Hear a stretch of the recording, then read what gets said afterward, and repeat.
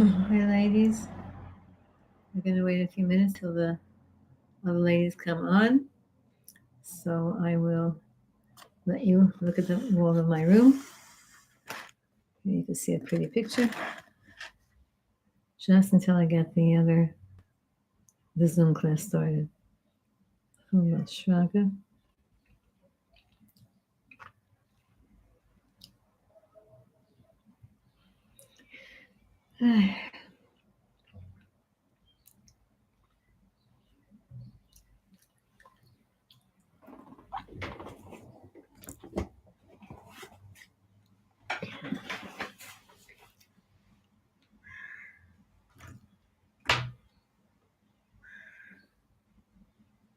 That's funny.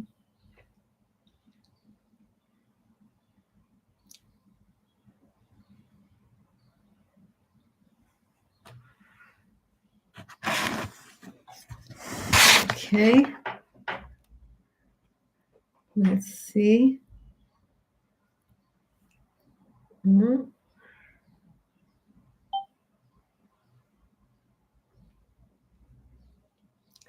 I must be on the wrong Zoom page.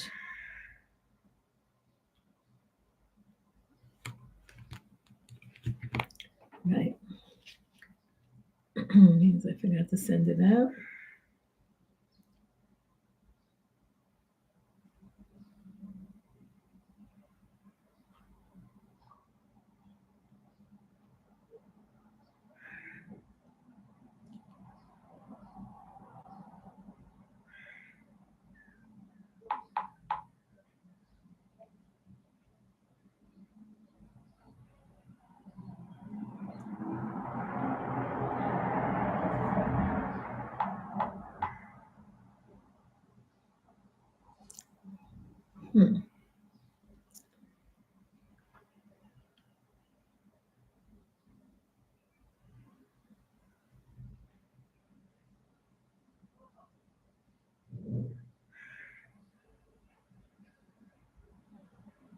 Recording in progress. Anyway, thank you so much for this. You don't know how much this gives me. Good. Baruch Hashem. I said first last week I was on my way to the Holy Land. Now I'm on my way. Now I'm back and managed already. Baruch Hashem, there was a bar mitzvah this morning, and on our way back. So at least we, Baruch Hashem, have Zoom and can carry on here. They'll just tell me I can't see, so tell me when the Rebbetzin is here. She's here. Good morning, Rebbetzin Silva. One of these days, my next trip, I have to work out to get to Harnof to come and see you. You keep saying that. I know. The 74 bus. The 74 bus. Yeah. Okay. Okay, so good morning, everybody. I said last week on the way to Israel and this week back already. But we have got a lot to be learning for and davening for.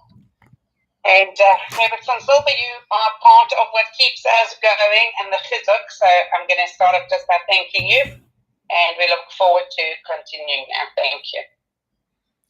Okay. Yeah, she's doing everything. As always, Dahlia does everything. Thank you, Dahlia. Okay, hi, everybody. I'll tell you a funny story that just happened a minute ago. I pressed the wrong link.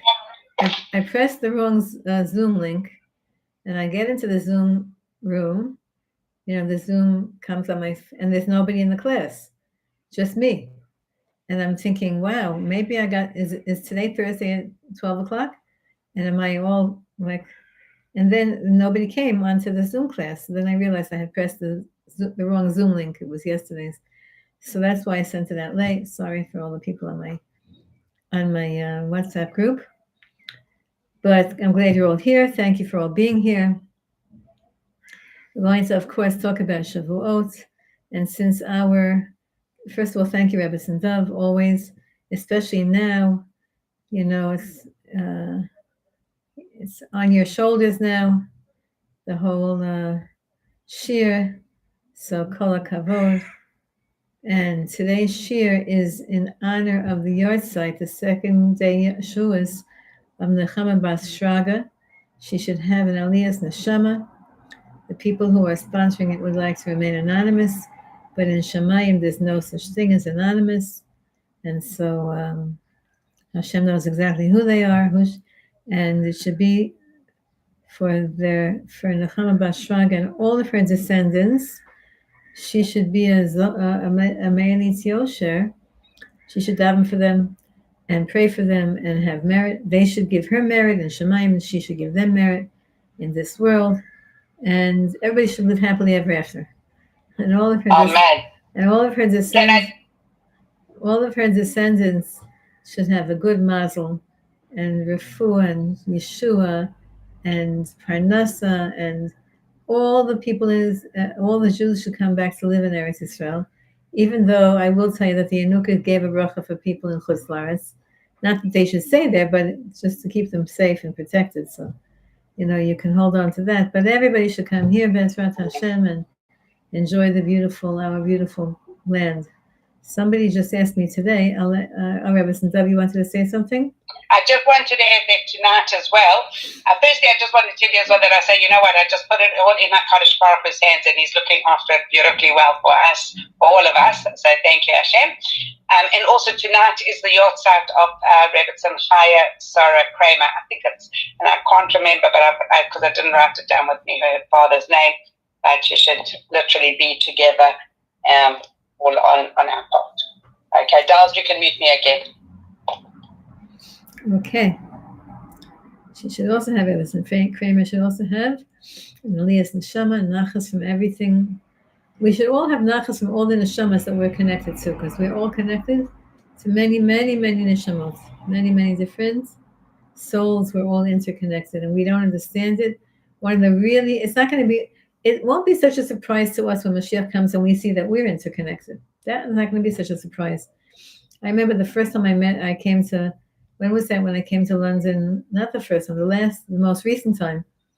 And it was so nice seeing all of you in person. And I just felt like, oh, this feels regular. I had never seen you in person, or some of you, but it was like, putting on a nice, comfortable pair of house shoes that you've been wearing, and that just fit perfectly. So we should all have nachas from our soul families, and Hashem should, most important, Hashem should have nachas from us, and we should do every shir and every learning for the Shechina, and for the fixing of the Shechina, for the fixing of Bina, for the fixing of the Jewish people, for the elevation of the Shechina, for the refuah for all Jews, and of course all the Shvuyim should come back healthy and whole to their families. All of our enemies should be afraid of us and should run away, and we should be able to stay free and healthy here in our beautiful land, and welcome all Jews in a safe way, in the most safe and beautiful way. And this Shavuos is an illustration of that. As you all know, we had Yom Yerushalayim last week, Kavchet, this past few days ago, and everybody knows the story of Yom Yerushalayim, because if today is the second day of Sivan, so Yom Yerushalayim is the 28th day of Iyar, just 4 days ago. So we all know that the Kotel was recaptured on Yom Yerushalayim, and so see the close proximity between a few days ago and Shavuos is next week. So Yom Yerushalayim is within the week of Shavuos. And so the first Yom Yerushalayim in 1967, of course, many of you were not yet born, many of you were little, but in 1967, the first Shavuos, they say that all the Jews from Jerusalem, it was the 6-day war had been over just 2 days. Because remember that Jerusalem was taken on the second day, we had 4 days left, and then right away came the holiday. And all Jews, as if by magnet, were drawn to the Kotel, because it was the first time in 19 years that Jews were allowed there, and the first time ever in 2,000 years that Jews were sovereign over that area. And so the Jews, every Jew who could walk, just walked to the Kotel on Shavuot. Now, did the police know about that beforehand or not? It's a good question, but they were semi-unprepared and semi-prepared. The semi-prepared was that everybody decided that the police said, listen, there's no way that you're going to all fit in. So the 25 hours of Shavuot that people were coming and coming, it was just go to the hotel, give a kiss, stay for a second, and then move so that the next person could come. I don't remember the numbers. There were I forgot. I once read how many people came that first Shavuot, and I don't remember the numbers. But now it became the custom, more than on Pesach and more than on Sukkot, but on Shavuos, to come to the hotel the night, the day, at some point, the nights, and I don't know how many people they have now in the entire course of the entire holiday season, which, by the way, extends until the 12th day of Nisan, Sivan. That's when the just like Shavuos is all the other holidays are 7 days, so Shavuos also has to be 7 days. So we have something called Miluim, not the miluim that the boys are doing in the army, but the miluim of the Chag, and that is that if you couldn't get to your Shavuos on Yantif, couldn't get to the Beis Hamikdash on Shavuos itself, you had 6 days afterwards to make up the korban, to do the korban. And that's why over the course of these days, from now until as soon as Rosh Chodesh Sivan comes until the 12th of Sivan, the old city is packed with people, and everyone goes to the kotel at some point.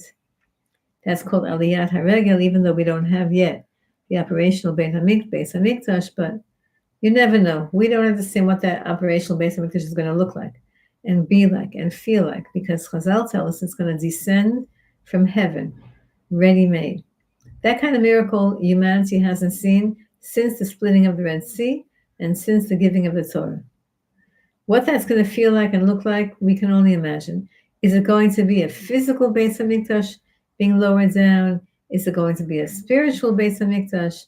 Is it going to be that Hashem will finally bring His presence here and explode us with His presence in a good way? Is it that says that the Beis Hamikdash will be built with fire? All of these things are mysterious until they happen, but they're going to happen, and it can take a second. The Yenuka said the Geula is close. People always ask me, what does he say? What does he say? And he always says, daven for the Mashiach now, daven your heads off. That Hashem is the Melech, and we want the whole world to acknowledge that Hashem is the Melech. The whole world, Jews and Goyim, should acknowledge that Hashem is the King, and He should rebuild the Beit Hamikdash, and all Jews should come and get the korban to cleanse us. There's a man who said, a man came to the Rav, to the Yenuka, and he said, a non-Jew, he's not Jewish, and he came. I don't know how he found out where, when, etc., but he did. And he said to the Rav, he had a translator, he said to the Rav, he's not Jewish. And somehow he found the Rav's music on YouTube. And he began to listen to the Rav's music, and he can't stop listening to it. And he feels that he wants to convert and become a Jew. Just from listening to the Rav's music, not understand, and to seeing him. And he doesn't understand the word, nothing. And he came months and months and months ago, and he came again today. He said to the Rav, he's doing tshuva for his past, and he's there, they're trying to fit him into some kind of a conversion program, which takes 3 years, and all coming from the music. And that's before the Beis Hamikdash. That's the music of a tzaddik before the Beis Hamikdash is operational. Could you imagine what the music will be like in the Beis Hamikdash once Mashiach comes? We can't imagine what that is. We can't imagine, but it will be exquisite and sublime, and we have a lot of things to look forward to. Okay, so that's just a few preparations for Shavuos. I was just in Osher Ad. I always like to tell you the practical and the sublime, right? The practical, the highest and the highest. So of course now everything is before Shavuos. So the aisles and aisles are filled with extra refrigerators that are housing extra dairy products. Everybody's making their quiches and their lasagnas and their cheesecakes and their whatever people eat dairy. are making for Shavuos, and you know why that is. Now, really, Osherad and all of the Zeri companies should give a hanacha, a discount, to any woman who purchases dairy before Shavuos, because there's a huge surge in dairy purchases before Shavuos, and that's because of the Jewish women. We get credit. Why? You all know this. When we first heard the Torah was given, when the first Shavuos, when the Torah was given 3,333 years ago, the Jewish women heard all the laws at Har Sinai. Not on Shavuos, was the 10 Commandments were given, and then all the commandments were given on Har Sinai at Mount Sinai. And the Jewish women heard all the laws of kosher. Now, we always had a tradition of kosher. Since Avram Avinu, we had a tradition of kosher. But the details, the specifics, etc., were all given at Har Sinai. And the women heard more of the complexity of the rules of keeping kosher. And they said to their families, no one's going to eat anything until we master these rules. We're just going to eat the man and maybe some dairy that's coming out of the goats and the cows that they were carrying with them. But that's it. No one's eating any meat until we learn all these laws of separation, milk and meat, how many hours between milk and meat. The Kohanim were eating meat all the time because the Kohanim were instructed directly by Moshe Rabbeinu, and he oversaw all of the animal offerings. But the regular person in the house, the mommies said, there's no fleishiks until we master these rules. And that became one of the reasons why we eat dairy on Shavuot. So I think that every dairy manufacturer should give women who come in half price, because it's because of the women that they're getting such a surge in sales. Anyway, okay, so now getting ready for Shavuos is there's a question that happens before every Yontif, before every holiday. The question is, there's so much to prepare, and women are so involved in the practical preparations that, to the point where even the counting of Sfirat HaOmer is not an obligation on a woman. She can, and if she's Ashkenazi, if she keeps Ashkenazi customs, she can say the bracha if she keeps it up. But the Sephardic women, they do not count Sfirat HaOmer. They don't count with a bracha, and some of them don't even count at all. And Sfirat HaOmer is all about preparation, build up to receiving the Torah. So why shouldn't women prepare? And not just that, but especially since women don't have the advantages of having the mitzvah of learning Torah. Our learning Torah is a mitzvah for us. When we learn Torah, we get a mitzvah, and we get elevated spiritually. But if one day goes by and you didn't learn Torah, nothing happens to you. But if by a man, chas v'shalom, one day goes by and he doesn't learn Torah, a Jewish man, it's something that has to be reckoned with. And so that's the only difference. We have to learn all the halachot. You know, that the Sephardic women are Ashkenazi. Nowadays, everyone's blended together. We all do this. We're all basically in the same place. But it used to be that Sephardic women were experts in halacha, because that's all really that they concentrated on. And Sephardic women were experts in halacha.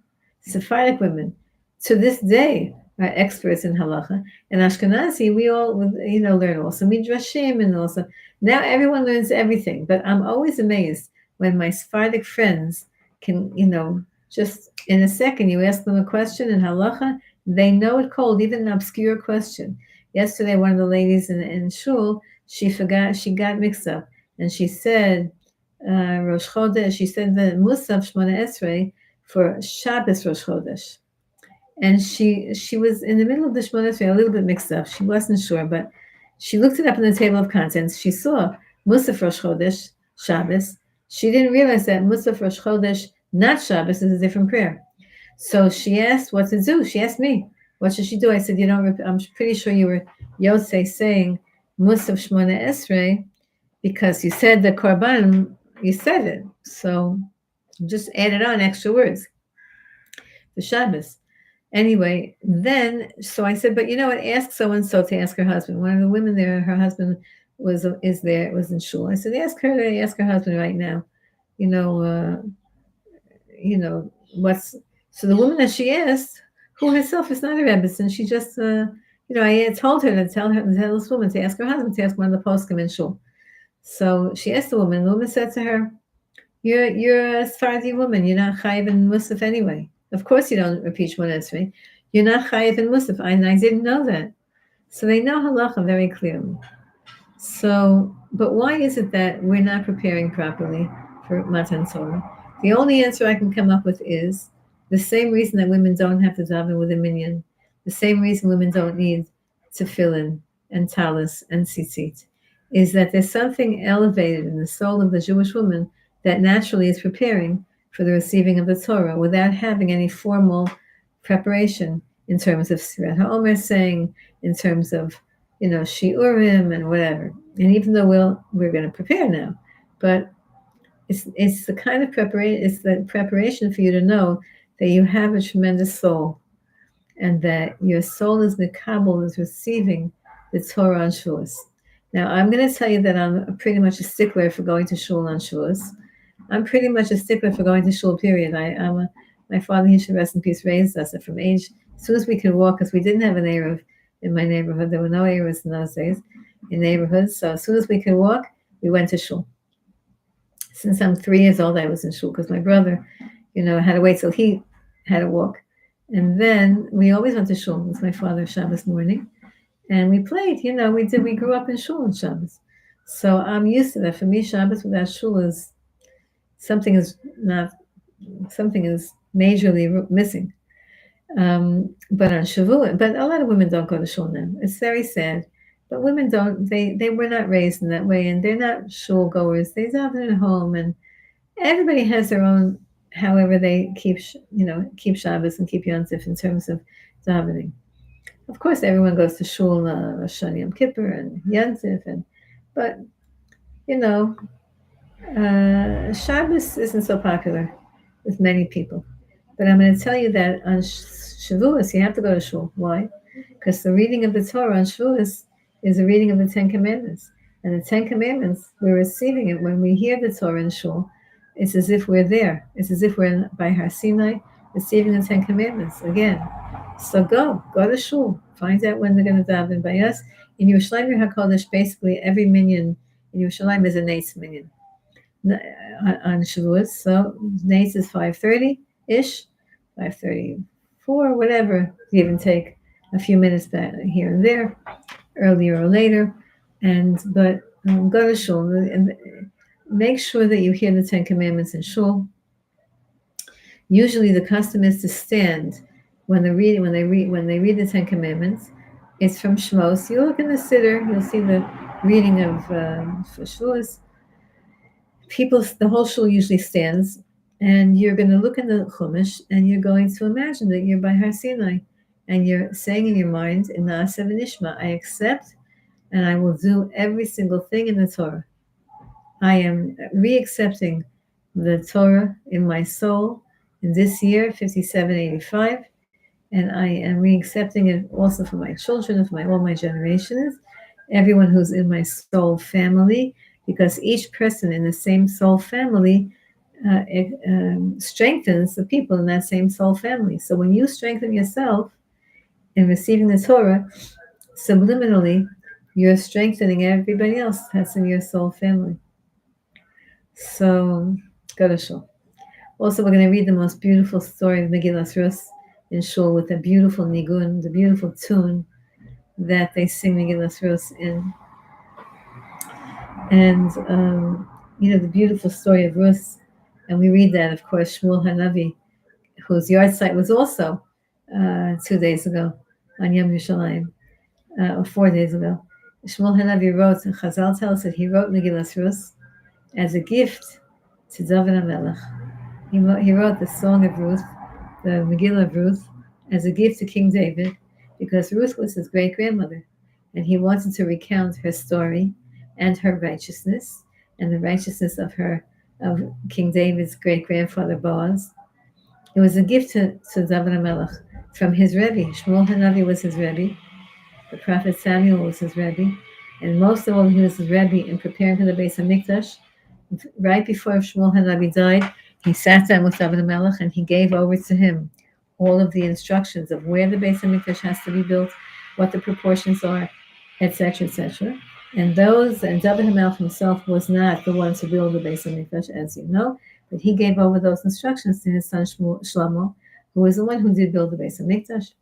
And of course, we know that King David's birthday and anniversary of his death is also on Shavuot, which is another reason we read Megillas Rus, to commemorate the giving of the Torah, to commemorate the giving of Tehillim.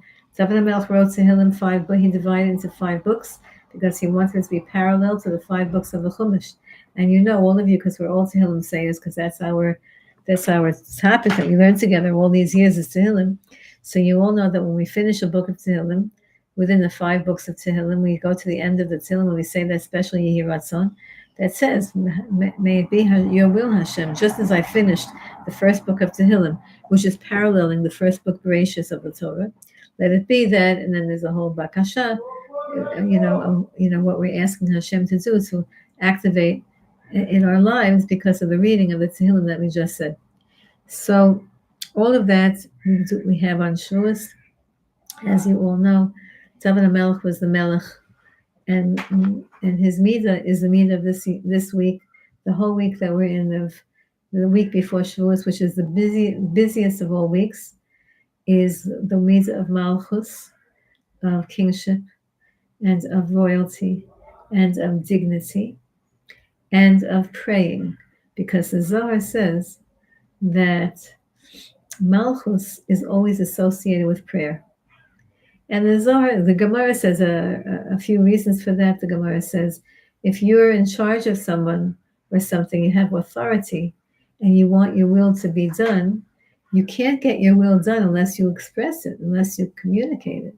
So communication is the way that the Melech or the Malka gets her understanding, gets her will known, and then gets it done. So for us, our one of our services of God in the week of Malchus is to pray to Hashem in your own language. Of course, to be marbe into Tehillim. For those of you who want, you could finish Sefer Tehillim over Shavuos, or you could at least say as much as you can of Sefer Tehillim over Shavuos, because that was a holiday of King David, who gave us the gift of Tehillim. The tzaddikim tell us that Tehillim is on so many levels. It's like, I don't know if you've ever learned Chumash with Rashi.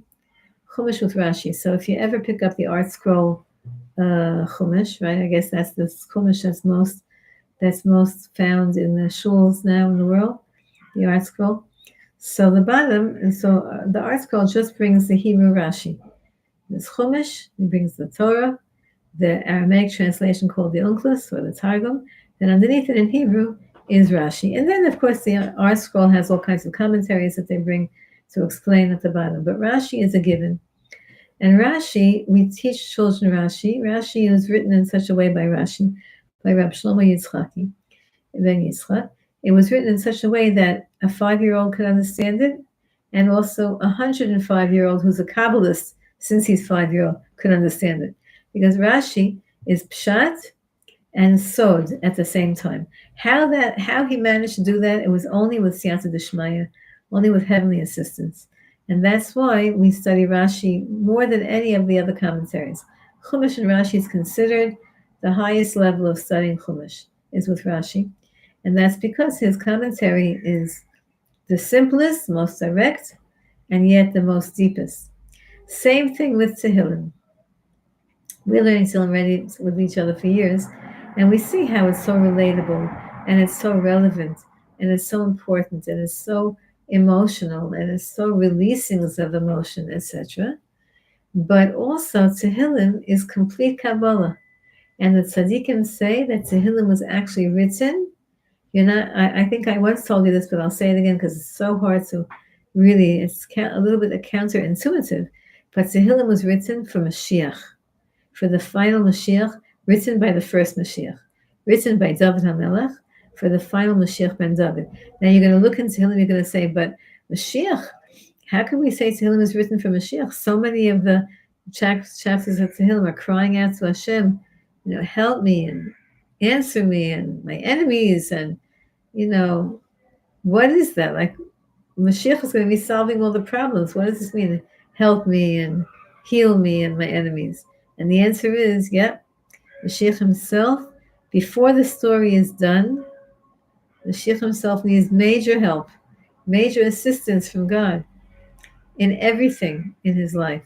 And not just that, but Mashiach himself has the most emunah, the most bitachon in Hashem than any other human being, because he knows that he has no power at all and everything is from Hashem. And how did that happen? Because David HaMelech wasn't supposed to live as a little baby. Remember the story, the medrash that we learned a long, long time ago, that when Adam Harishon was shown all the souls that would ever be born from him, and then he saw the soul of King David, of David, and he saw that soul was different. And he said to Hashem, what's that soul? And Hashem said, that soul is only destined to live for 3 hours in a body. And then Adam said, but what? That can't be. That's the most spectacular soul. And then Adam Harishon asked Hashem, is there such a thing as making a deal in Shemayim? Like, can I give from my years to that child of mine that will be living whenever it is it will be living? And Hashem said yes. And then Adam Harishon said, how many years is a normal lifespan? And that when he'll be living, and Hashem says 70, and that's why David Melch received 70 years from Adam Harishon, and Adam Harishon lived 930 years. He was supposed to live 1,000, and 70 years was deducted and given to David HaMelech, who lived exactly 70 years. So Tehillim, David HaMelech, Mashiach needs a lot of praying. We need to pray for him. We need to pray every single day. That's why in the Shemona Esrei you say this. In the Shemona Esrei you say, in the Amida prayer, you say for the Yerushalayim Ircha B'Rachmim Tashuv, that's all about Mashiach. And then Esemach David Abdecha Meir Tatzmiach, that's also about Mashiach. We say 2 brachot in Shemona Esrei, and Hashiva Shavteinu, that's also about Mashiach. There's a lot praying about Mashiach in the Shemona Esrei. What happened to the few months? He lived those few months, and then he lived an extra 70 years minus 3 hours, because the first 3 hours was given to him. And that's why David HaMelech knew that he had no power, even though he was the most powerful man. But he knew that inherently, intrinsically, existentially, he didn't have life, because he was only granted 3 hours by Hashem. And only because of a gift that Hashem arranged for him, because of course Hashem put that idea into Adam Harishon's mind, because of a gift that Hashem arranged for him, that's why he was able to live. Now you might say, well, why did Hashem do that whole game? Like, don't give him life, then put the idea into Adam's head to give him life, and then to give him life. Like, why? And the answer is, one of the answers is because Adam Harishon, who is the father of all humanity, had to be the one to give his years to David, who will fix and elevate all of humanity. Mashiach is not just for Jews, and everyone has to know this. Mashiach is for the entire world. The whole world will benefit when Mashiach comes. And I'm talking about the Jewish Mashiach. I'm not talking about the religion that Christians made up. I'm not talking about the religion that the Muslims made up. And I don't know of any other religions. And the Buddhists with their chubby, big-bellied guy there. I don't know. All of the offshoots of Judaism, religions that were made up based on concepts that are in Judaism, and then they were corrupted to suit the needs or the desires of their, whoever made up these religions. All of that is the religions of the world have it in their tradition, and it's good that they have that in their tradition, so that when it happens, they'll say like, oh, they were just a little bit off, but this idea of the Mashiach saving the world, teaching humanity about God, teaching humanity about morality, fixing the entire world, that idea is in the heads of all the, people who have a tradition that goes back to whatever. Okay, so you're going to go to shul. You'll eat dairy if you feel like it. That's not a mitzvah. It's a beautiful minhag. If you can't eat dairy, if you're lactose intolerant, have some butter on some challah, because butter doesn't mess up your lactose tolerance. And then you're going to prepare, you're going to go to shul. You're going to say Tehillim. You're going to read Megillas Rus. All of these are very female things to do, very feminine things. So it's so interesting that even though the men, they stay up a whole night learning, and oftentimes they'll learn like a topic. I don't know what they learn by this Fardim. They have Tikkun Leil Shavuos.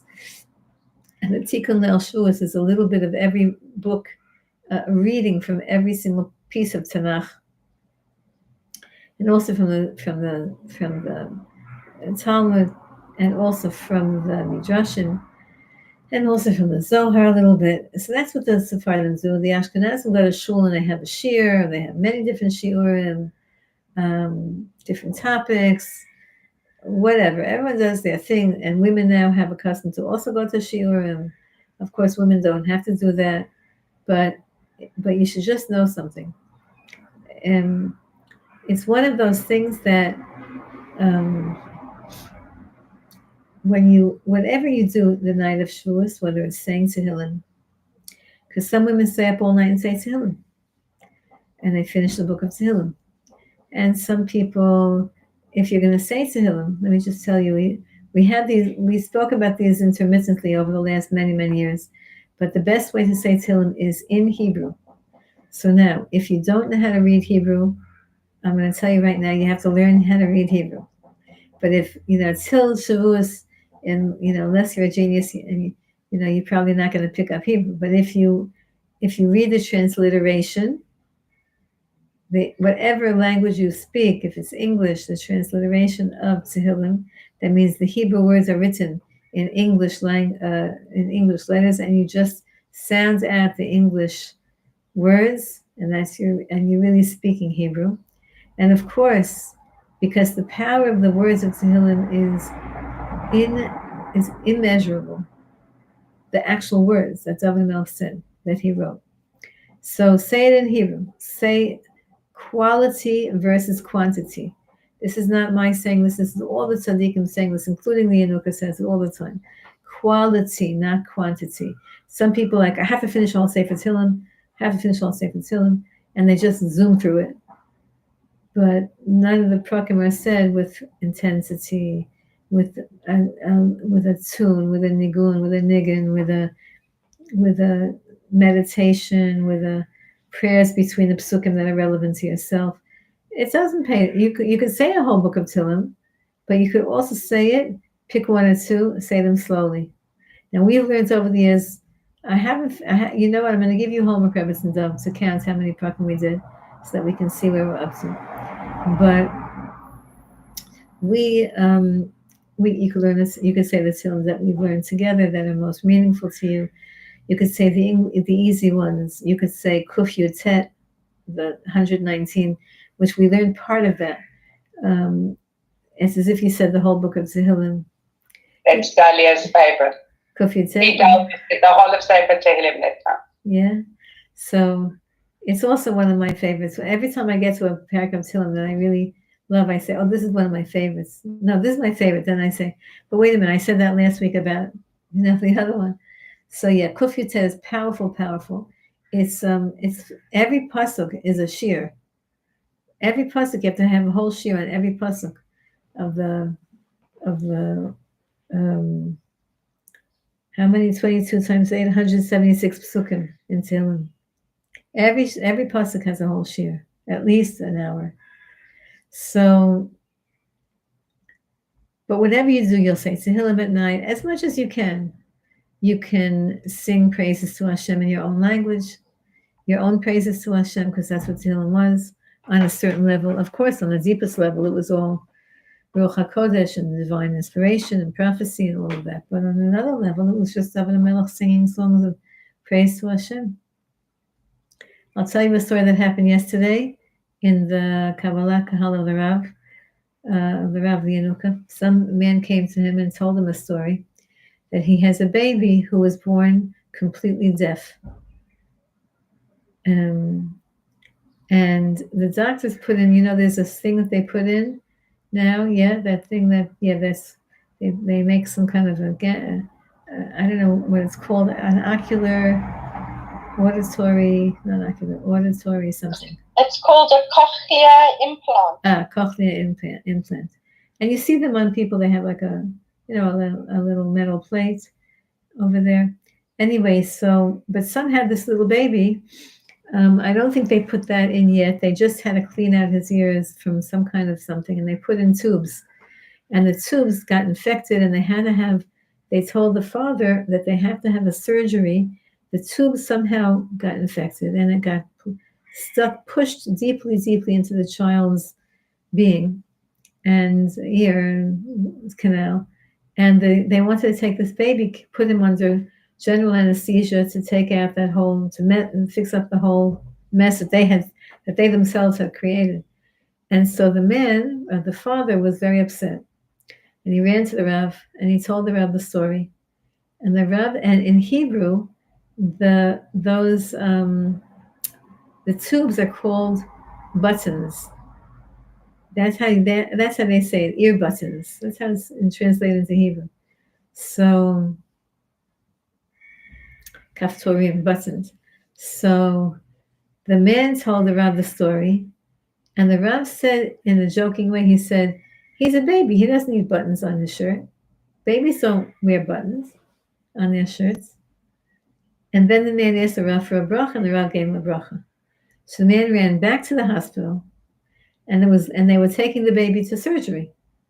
So the man said to the doctor, the father of the baby said to the doctor, check his ears again. Maybe we won't need the surgery. And the doctor said, I just checked him. His ears, it's a mess what's going on in this kid's ears. We have to put him under sedation and take out the whole mess. And the father was insisting, and he said, check him again, check him again. He said the doctor was annoyed with him, Israeli doctors, but the father insisted.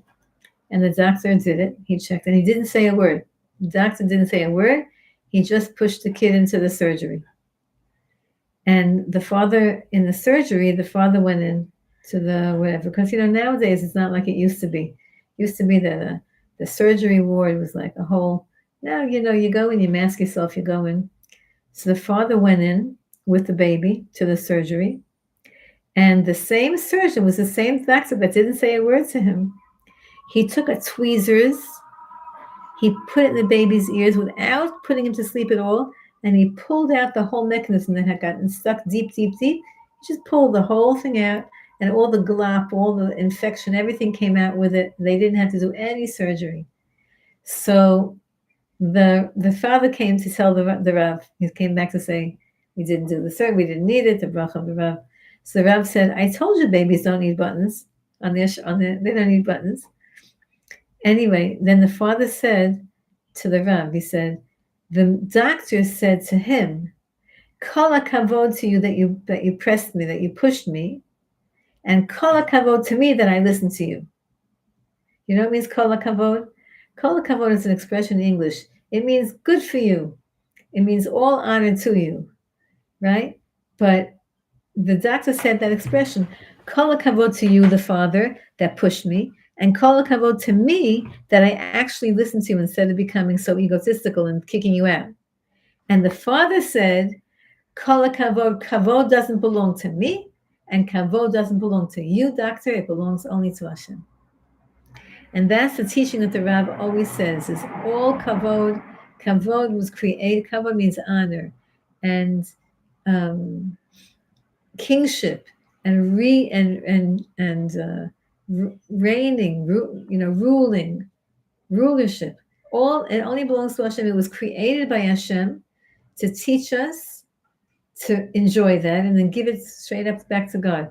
Just like when we learned together when I was by you in the UK, we learned the 22 principles of faith that the Rav talked about, and one of them was about love.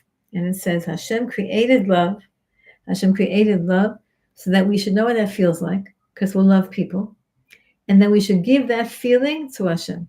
Hashem created love so that we could love God. Only if you've loved someone can you really love Hashem. If you haven't loved anybody, then you don't know what love feels like. And then when you know what love feels like, then you can give it to Hashem.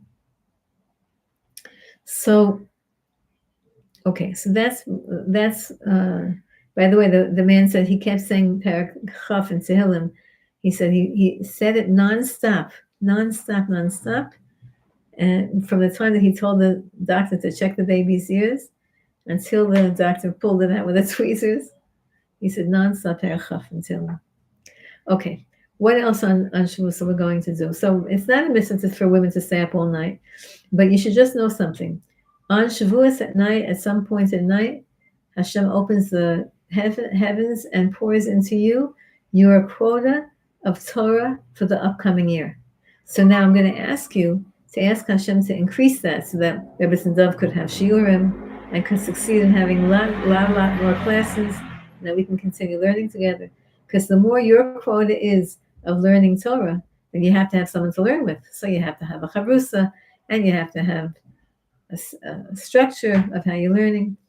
But that's what happens on Shavuot. Hashem decides how much Torah did you learn and enjoy and fulfill last year.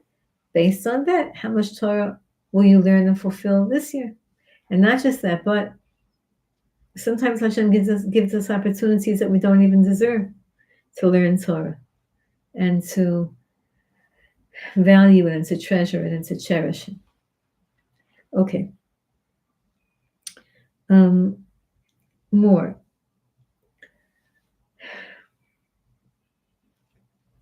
On Shavuos, we read about Rus, Megillas Rus.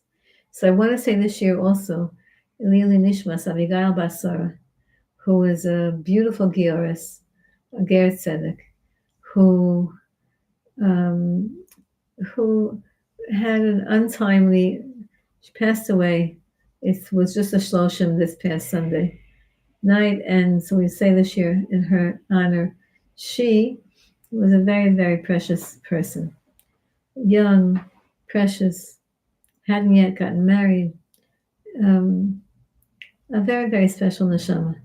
Who so also in her, because Rus, this is the week, this is the holiday of talking about Rus, Megillas Rus, and the powerful story of that woman, who you all know was a princess. She was a princess of Moab, and her father and grandfather were kings, and she was very beautiful, and every king in the area wanted to marry her, and she was a woman who was so spiritual that she could not look at all of those princes and kings that they were bringing for her to marry. She couldn't look at them. She would look at them and turn away in disgust, because she was a soul. She was such a strong soul. And she was directly as a result of the teachings of Avraham Avinu to his nephew Lot. And as a result of that came Rus. And so she finally meets she finally meets Machlon, and she marries him, and there's a whole discussion about when she converted and what the conversion process was like in those days, etc. But she basically marries this Machlon, who should not have married her, because he did not know that she was permitted to him. Perhaps he did know. Anyway, Machlon wasn't the one to be able to bring down the soul of David HaMelech. Machlon he died, he passed away. And then Rus was put into a very big test. And she passed the test with flying colors.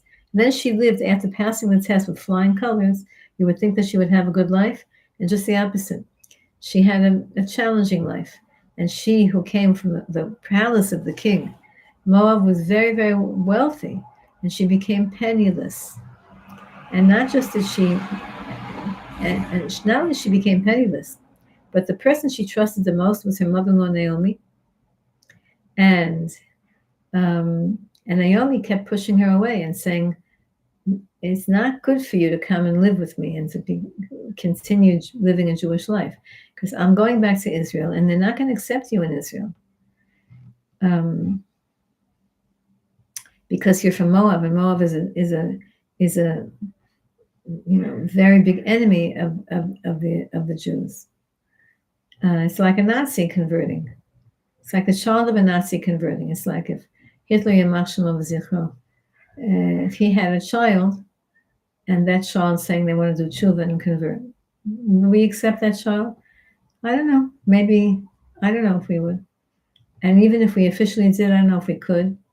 Whatever it is, Rus's strongest challenges were trying to, push herself into the Jewish people. That was such a hard challenge. And her Rebbetzin, her teacher, Naomi, her mother-in-law, her best friend, her mentor, her guide, kept pushing her away and saying, no, it's not going to be good for you. Now, really, that whole pushing away, as we continue to do for converts now, was only a pretext to see how determined Rus was to convert. And of course, once Rus said to her, please stop pushing me away. I'm going to do this anyway. I've made up my mind. It's going to happen. Then Naomi stopped pushing her away. The same thing happened with David HaMelech, her great-grandson. On a certain level, he had a similar challenge. For him, it was even harder. His challenge came and was not relieved. His challenge came from 3 great men in his life who pushed him away also. 2 of them were his teachers, Doeg and Achitophel. And one of them was his father-in-law, Shaul HaMelech. I don't know that any of us could go through such a challenge and survive it. But Shaul HaMelech and Doeg and Achitophel, they were David HaMelech's heroes. Doeg and Achitophel were his rebbes. And Shaul was the king who he adored. Shaul was Mashiach ben Yosef and his father-in-law. And they were all pushing him away and saying that he's terrible and that he's a sinner and that he's a faker. What they were saying about David. And he had to listen to this. And he had to look at them and say, I still love you and I still respect you, but you're wrong. Now that's a terrifying thing, to have your Rebbe condemn you. David Melch wrote several prakim of Tehillim about that, and they're heartbreaking, the psukim that he writes. But in the end, it was again David Melch saying, I can only rely on Hashem. I can only rely on my neshama connection with Hashem. I know that my intentions are good. I know that I'm doing the right thing. And in the end, sadly, Doeg and Achitophel both were condemned. They ended up scary. It's a scary thing when your teacher goes off the derech. Could you imagine having a Torah teacher who then disappoints you by doing something that's terrible, halachically or morally? It's devastating. I know someone who told me this story. She never recovered from it. There was a thing going around years and years and years ago. I don't know how many years ago, about a dibuk. A dibuk is like a demon that entered into some Jew's body, and it was wreaking havoc in this person. And they went to a certain Rav or Makubal, whatever, who did the exorcism and got the dibuk out of the body. And the dibuk, while it was in the body of this person, was speaking through the body of the person, saying, do tshuva, and you're doing this sin and that sin, and all these kinds of things. And everybody who does these sins is better do tshuva, because, the dibuk is saying that the dibuk knows what's going on in Shemayim, and these people are going to be punished and tortured. And anyway, the woman who told me this story said, I think she was bad. Maybe she was in 5th, 6th, 7th grade. I don't know, in those ages. And she heard it was going around. It wasn't a video, it was an audio. And I don't think it was a video, maybe, but I think it was an audio. And she said that she right away got so scared, and she came from an Orthodox family, but she became like really strict about doing mitzvot, and she was, upping her Yira Shemayim, her fear of heaven, all of that. And then years later, she found out that it was a hoax, and that the person who did it had all good intentions. The person who did it wanted to be makar of people. He wanted people to be, more religious. So he concocted this whole thing just to convince people to become more religious. But the whole thing was a hoax. And this woman never recovered from it. She never recovered, she never recovered her Yiddishkeit. Because how much, what else is fake? So what Ruth went through and what David Melch went through, and what we go through when we hear about terrible things that are happening. Look how terrible we feel what's going on in the Israeli government and the corruption that every single day they're finding out this thing and that thing. And it's crazy. So that to show the power of the person who's completely devoted to Hashem, and you should know that a person who's devoted to Hashem has lots of nisyonot. Don't think that you're bad if you're having tests. It means you're good if you're having tests. Hashem is testing us, and He's challenging us. And He only does that because He knows that we're strong and that He loves us. And we have to focus on that. So Shavuot is the holiday, the most easy to celebrate, because really, what do? If unless you do what people do when they stay up all night and then they have to daven in the nights, and then it's exhausting. But it really could be the easiest, most pleasant holiday, because there's not much to do. But there's one thing that we have to do on Shavuot, and that is to rejoice that we're Jewish, and to rejoice in our Judaism and in the gift that Hashem gave us.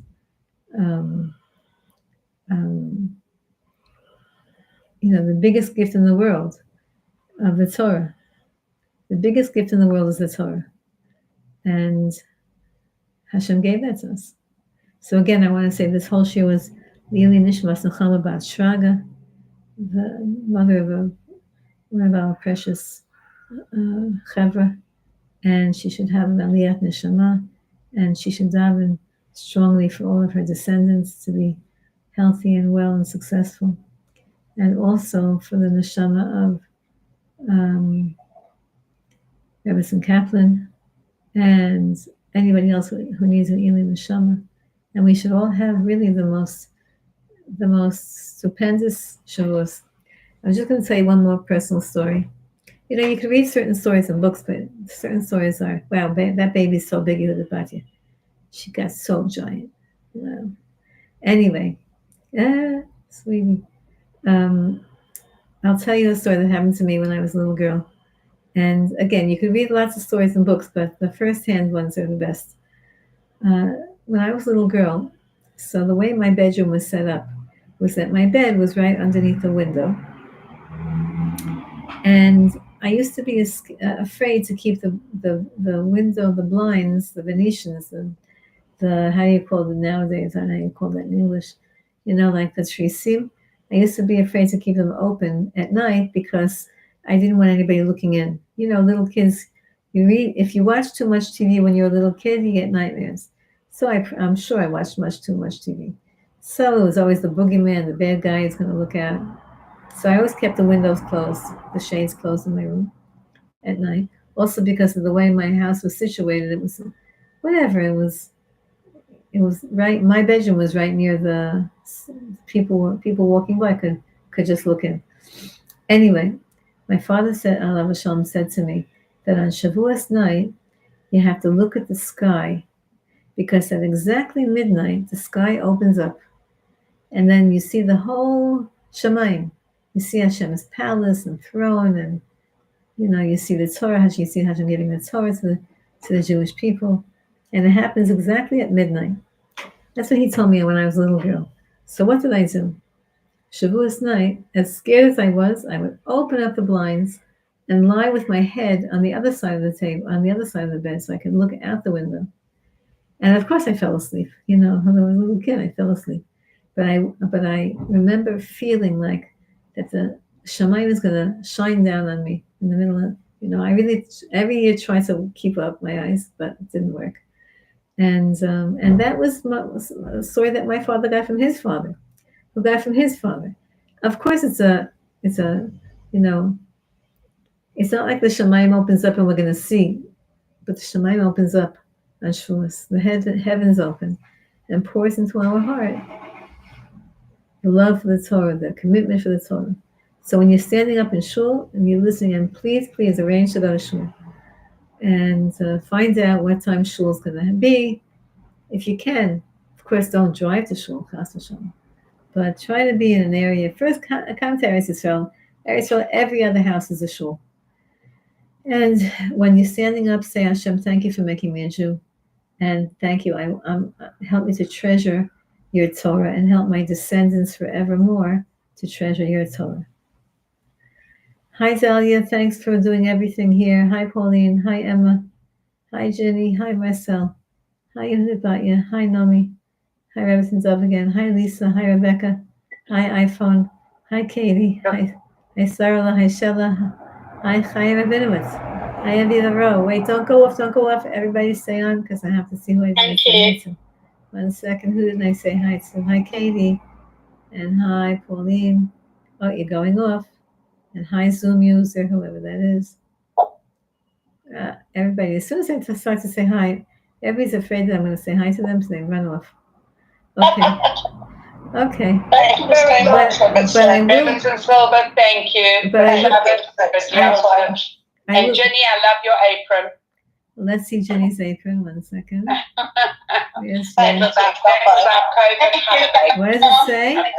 I make challah 24 hours? It was a COVID challah that we did from my dining room and literally went around the world, starting in New Zealand. And it was a 25-hour. And we're online, and I can't actually imagine how we did it. But I literally made a bunch of challah here in our dining room. Anita was videoing, and we had breakout groups, and we literally went around the world.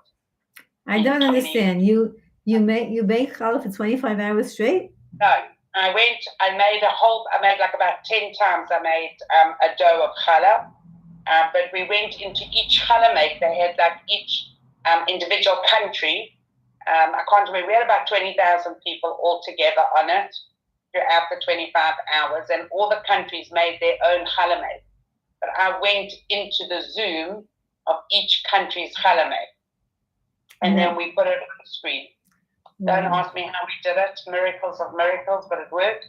And we had, for England, we had wonderful Miriam Martin sponsored those aprons. And they are actually great. They're great aprons. I should find you one, Rebbetzin. I'm sure I've got one here somewhere. Wow, that's a great story. Yeah, okay. Amazing. Okay. I'm going to... Thank you. Okay, thank you, everybody. Oh, Lisa, nice to have you there. Hi, Lisa. Okay. Lots of love to everybody. Good Shabbos, good Yom. Shabbos, Thank you so much.